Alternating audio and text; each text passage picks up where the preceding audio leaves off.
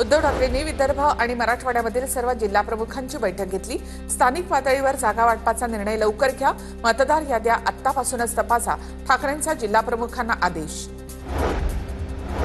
Social मीडियावर माझ्याविरुद्ध पैसे देऊन मोहीम चालवली जाते, केंद्रीय मंत्री नितीन गडकरी यांनी हा गंभीर आरोप केला। इथेनॉलच्या मुद्द्यावरून मागील काही दिवसांपासून नितीन गडकरी यांच्यावर सोशल मीडियावर टीका होते। प्रभादेवी सर्कलच्या सुशोभीकरणावरून ठाकरेंच्या सेनेचे आणि शिंदेंच्या सेनेचे कार्यकर्ते एकमेकांना भिडले। प्रभादेवी सर्कल येथे कामावरून दोन्ही गटांमध्ये वाद।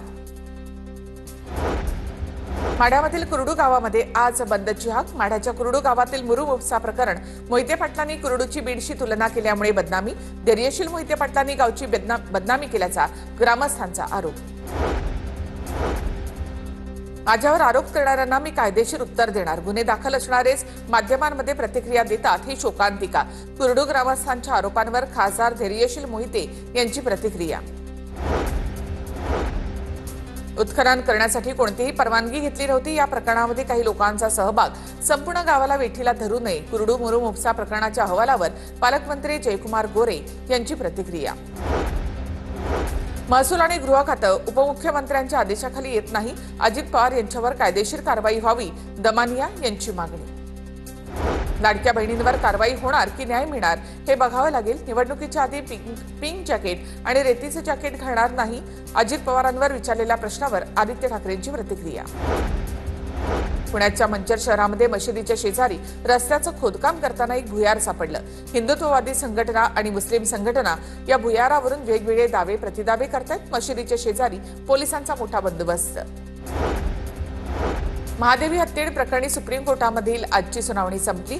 महादेवी हत्येला परत पाठवण्याचा कुठलाही निर्णय झाला नाही, हे प्रकरण एका उच्चस्तरीय कमिटीकडे पाठवलं जाणार, कोर्टाची भूमिका।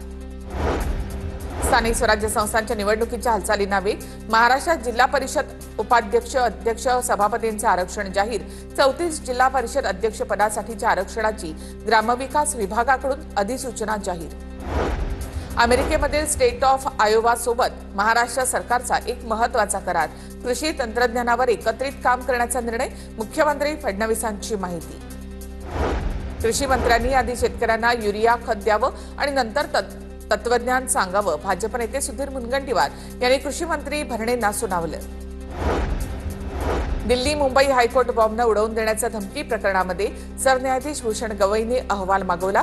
दोन्ही कोर्टामध्ये तपासणीनंतर कुठलाही धोका आढळला नाही, अशी माहिती।